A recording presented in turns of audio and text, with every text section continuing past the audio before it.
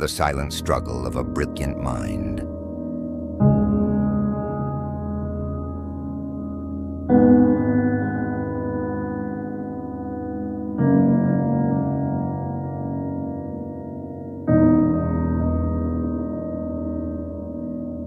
Now, let's look at the last drawings of our painter before he died and what they wrote about him. Conventional portrait painted in 2 sittings. Is it a good likeness? Drug dosage was 2 3-milligram tablets of Depixol daily, plus 2 25-milligram tablets. Tryptosol. I was sleeping a lot. 11th to 16th April 1991. What if I reduce the dosage of the medication I'm taking? Cut back to 1 3-milligram tablet of Depixol with trimazepam tablets to get some sleep. Very paranoid. The person upstairs was reading my mind and speaking back to me to keep me in a sort of ego crucifixion. I felt this was because I was discharging very strong vibrations, which could easily be interpreted. I tried to express this in the painting. The large rabbit ear is because I was confused and extremely sensitive to human voices, like a wild animal. I also felt I was being read generally by ESP. I had cut back to 1 tablet of Depixol on the 17th of April, 1991, and was now just beginning to feel the dramatic effects of such a sudden withdrawal. I had originally had the idea for a series of self-portraits from Louis Wayne's series of portraits of cats that changed strangely as he became more and more psychotic. They seemed to show a disintegrating ego.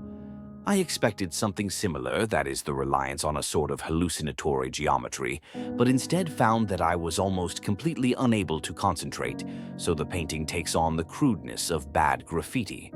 I ascribe this to the fact that Depixol strengthens concentration, and so its removal means that the power of concentration breaks down.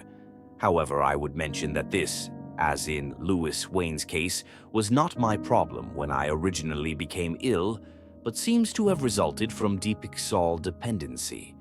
Still on 1 tablet of Depixol plus sleeping pills, I had come to the conclusion that most people around me had some extrasensory perception ability, which gave them access to my mind.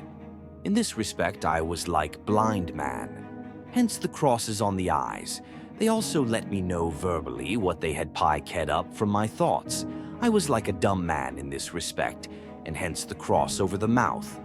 The crossed-out dates are because I was becoming obsessed that I had taken 2 sittings rather than 1 on the first self-portrait. Why miss a golden opportunity to describe through paint total mental disintegration? Painted the day after the last portrait, the horns of ESP are supposed to function as mouths. Total lack of concentration meant a graffiti effect again. The spots on the brain of the head are real blood to try and get over the mental pain I was experiencing. I was smoking heavily, hence the pipe. No eyes to see what is really going on, and a stitched-up mouth. The blood is my own. I stabbed the base of my thumb. Not the kind of thing you are able to do on the tranquilizers. Still on only 1 tablet of Depixol and sleeping pill. But no, I cannot go on much longer. How much further could he have gone? Things had really been getting out of hand. A strange spiritual force was making me feel I should not smoke, or I would incur a disaster. This was driving me crazy, as I am normally a heavy smoker. I walked and walked, throwing my pouch of tobacco away.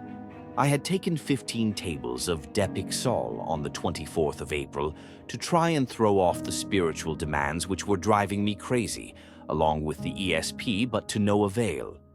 I kept taking high dosages the next few days, but nothing was having any effect, and I felt I might have to go to hospital. When I arrived home from one of my long walks, my twin phoned. I told him how I felt, and he said some words of truth that completely cut through the situation to the bone and rendered the spiritual forces thankfully impotent. I wrote to compliment Love Hurts of 23rd April 1991. Love is strange, because this was the first real help I had been given in my illness. Everybody else seemed to try and make me feel worse. It is also reference to the statement by Christ that love is the truth. I wanted really to say that truth is power, is beauty, is love, but left it as it is, because I think the song of the same name is so great anyway. The doctors just prescribe more and more drugs when the patient comes up with something he can't handle. What I think is interesting is that the drugs, no matter how high the dosage, had no effect. What made the change was rational insight, the truth, the beauty of truth. The doctors, of course, will mutter the drugs just began to take effect, but I do not believe this for an instant. I believe instead that the answer to my condition is rational insight, but the doctors seem unwilling or unable to help me here. Certainly many different schizophrenias exist, and some cannot be attacked by rational insight, for reason has broken down, but why should everybody be lumped in the same druggy boat? I am overwhelmed by things I cannot understand. Understanding what was going on, the truth of after the mental release, the chemistry of drugs really began to take effect, and though I had now cut back to my dose when I started, 6 milligrams, Depixol, 60 milligrams, Triptysol, I was almost completely without energy. This explains the simile technique. I hadn't the energy for anything else. This is expressed by the pupa, the torpid state in insects. The spirit, expressed by a bird, is crushed by the maggot. My Oedipus complex is represented by the hooded phallus.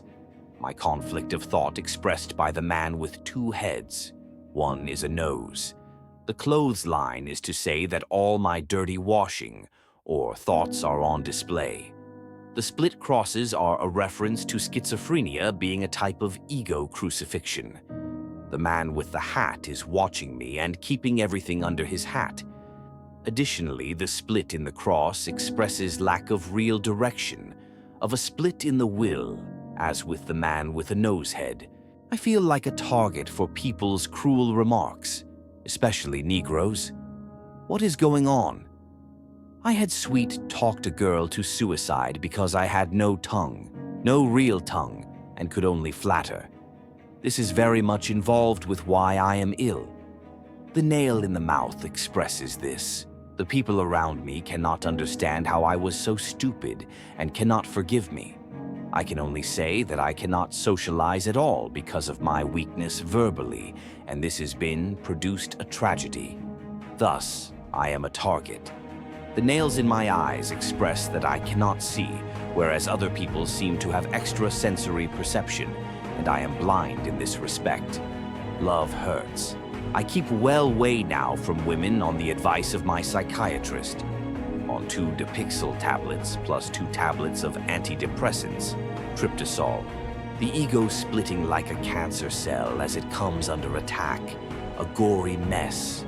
The Roman soldier's leg expresses my fear of the mafia, who maintain their tyranny by attaching great importance to the sanctity of a woman's good heath and good name, and thus get a foot in the door for murder and organized crime. I also feel Rome was the real decider and actually crucified the Christ. My ego is being crucified. My feelings, my Oedipus complex, is summed up by the leg of an Italian. Italians are very uptight about their daughters, and I injured one through my ignorance of social mores. The girl who broke her back in a suicide attempt was not Italian, but if she had been, I expect I would have been brutally and effectively dealt with. Thus the Roman leg generates anxiety. I am on the wrong side anyway and cannot hope for anything but total defeat, as the sacred cow must never die. I am a target with no hope of victory, only total humiliation. I completely acquiesce to this, but am still deeply hurt all the time. From 10th May, I had cut down to 1 antidepressant, Triptysol, and so was not sleeping so much.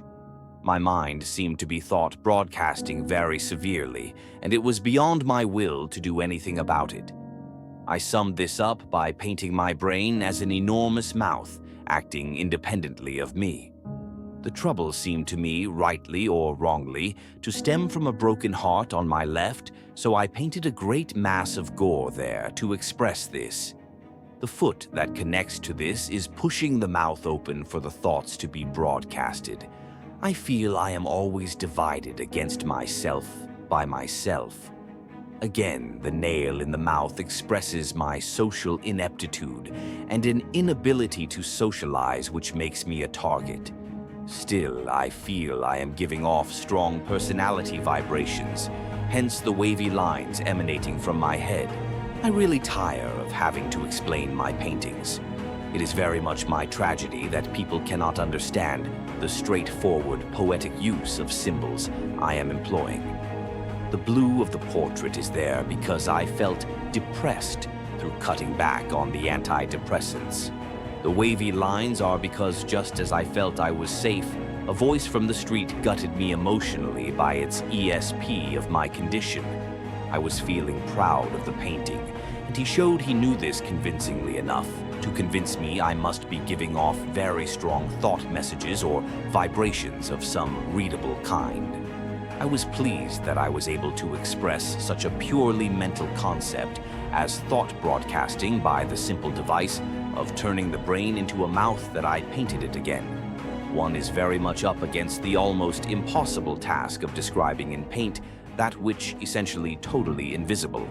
Symbols come to be employed and the appropriate one must be found. Also, it should have a poetic charge attached to it. Yet still people are too ignorant to see. At this stage, my central worry was thought broadcasting. This would pass as I gained insight and effects of drug withdrawal wore off.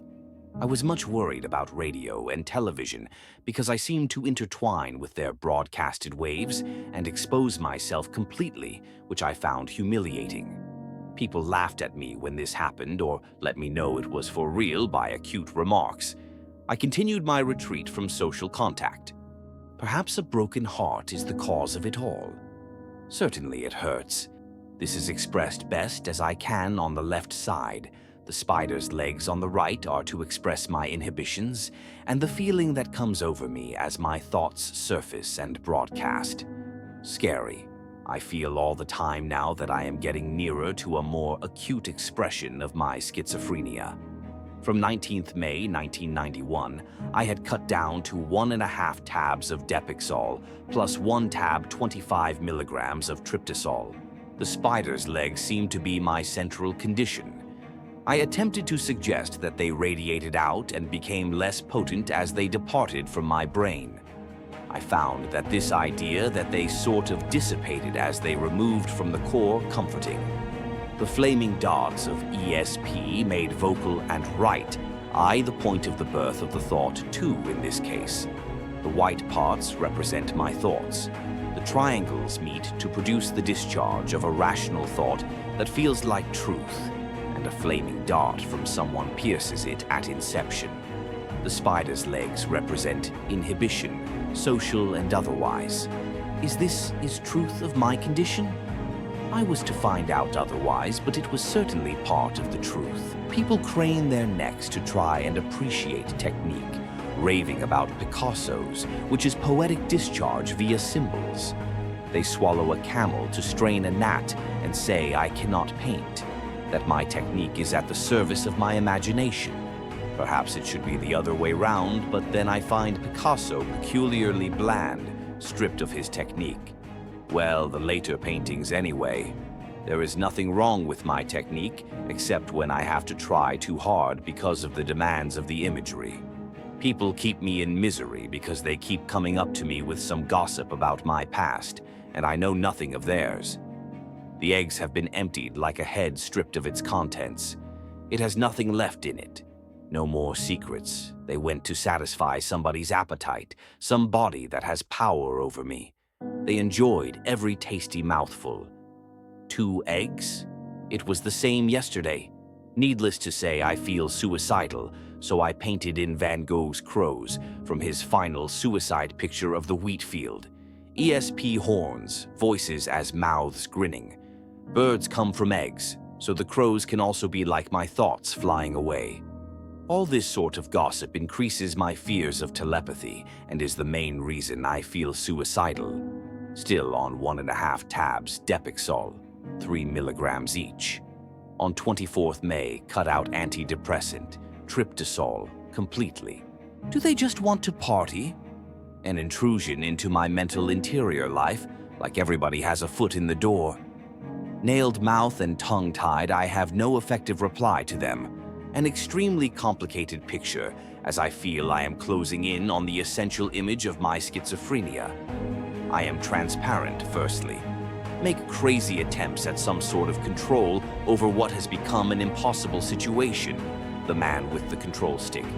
My brain, my ego, is transfixed by nails as the Christ who could not move freely on the cross without severe pain. My self-respect, my ego, my feelings about me are crucified as the Christ. From here on, in enlightenment about my condition, creeps in and imagery become even more difficult to find. I realized that the fear caused by the anger, symbolized by the red-tied beast, muzzled because the anger arises through not being able to reply to the abuse heaped on me, this fear is causing me to hallucinate telepathy and ESP, which is not there, or not there when I am no longer in fear. I express this as best I can through the mouths on the end of the enormous, bent-up eyebrows. My senses are being bent by fear into hallucinations. Like eyelashes, it is something about the bending taking place at the periphery of my sight. That is why I had been feeling blind all the time. Anger. He's mad at you, he's mad, is cause of fear. The anger being in a latent, unconscious state, but giving rise to paranoia, which, in turn, gives rise to characteristic schizophrenic hallucinations and symptoms. But I am still at an acute disadvantage socially. Can this ever change, or will the anger always remain? I intend to record my progress with more self-portraits, to add up when they are all joined together as an important document as to life at the end of the 20th century. Self-portrait will state with depth what it is to be human and schizophrenic. The central text reads, "The cards are no good that I'm holding unless they are from another world." This is a line from Series of Dreams by Bob Dylan, the last track on the Bootleg series, volumes 1 through 3. And this was the last work that Bryan Charnley left us before he died.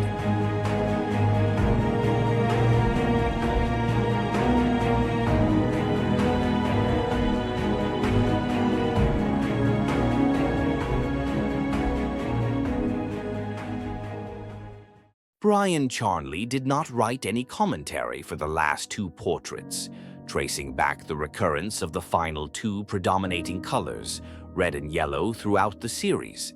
They seem to be associated with acute mental anguish. See particularly 14th May and 12th July portraits. Thank you for watching. These were Bryan Charnley's final works, powerful, honest, and deeply human. With respect and gratitude to all who admire his art and his story.